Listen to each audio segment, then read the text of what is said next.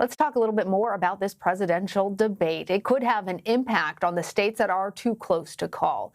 In 2016, President Trump took North Carolina and Georgia on his way to winning the election. Our latest CBS News Battleground Tracker poll shows that both states are in play this year. Georgia remains a toss-up, where the president is only up by 1 point. The state favored former Vice President Joe Biden by a point earlier this summer. But the Democratic presidential nominee is still holding a 2-point lead in North Carolina. He has a 4-point edge there earlier this summer. For more on all of this, CBS News Elections and Surveys Director Anthony Salvanto joins us now. Hey there, Anthony. The polls in these states are tight. Let's go ahead and start with Georgia.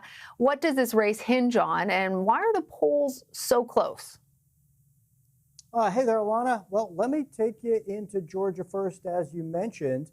When we look at Georgia and we look at why the polls are so close, you want to break the state down the way we do both in polling and the way we will on election night. And first, you look in and around the Atlanta metro area. This is a fast-growing region. It's got the kinds of voters that Joe Biden has been looking to swing: suburban women, college degree-holding women. That's been a big part of his gains. So all of that focus happens there in and around Atlanta. As you go further out from there, these red areas on the map in Georgia, they're more Republican, and they're kind of adding up to that narrow lead that you see for the president. But I also want to do this for you, Lana. I want to show you what is so important when you break down Georgia. Two big things. One is African-American voters and African-American turnout. Now, at the moment, in our polls, we've got that at 30% of the electorate. Now, we've got Joe Biden down by a point. If he were to be able to get that turnout up such that it, say, hypothetically moved to 33% of the electorate, I'm going to move that over there, you would see that he would go up statewide. But if there's slightly lower African-American turnout, and I'll push that down to 27% of the electorate, you see that the state starts to slip away from him, and now he's down by 3 points. Well, in the polls, how much of the electorate is African-American likely voters? That's determinative on how this falls out. And then on election day, that's another key thing to watch. Even those small shifts that I just described make a big difference in this race, and they tell a political story, too, about turnout, Lana. Yeah, we have been saying it for months now that it's really going to all come down to turnout. So President Trump, as I mentioned, is up by a point now in Georgia. Biden had it by a point over in this summer. Is this a bad trend for the Democrats? And what does the president need to do to continue to build momentum there?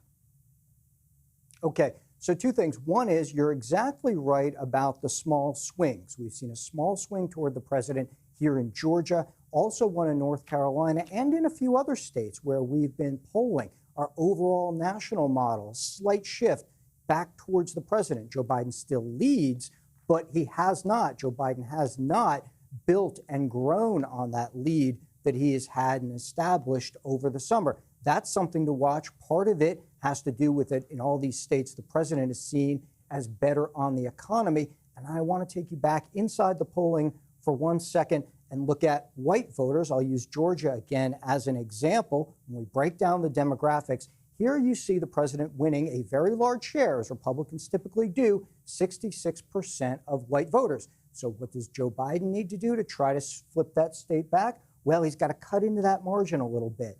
If he can hold the president to, say, 63%, which still feels like a big, giant number, but just that difference in the shift would, in this hypothetical example, put Joe Biden back over the top. And then conversely, if the president were to go back and even build more on that demographic, within that demographic, and get up to, say, 69%, then the president gets more comfortably ahead and gets back towards the margins that we saw for him in 2016. Small shifts among key demographic groups. That's the whole story here, Alana, and that's one example of what the president needs to do going forward.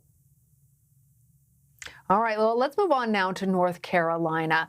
I'm wondering if it's the same in North Carolina as you're seeing in Georgia, or if there's anything that the voters are saying about the candidates there that make that state a little bit different. Yeah, North Carolina, where we see a small Joe Biden lead, I'm going to take you inside there. And here again, we get tales of different regions once again.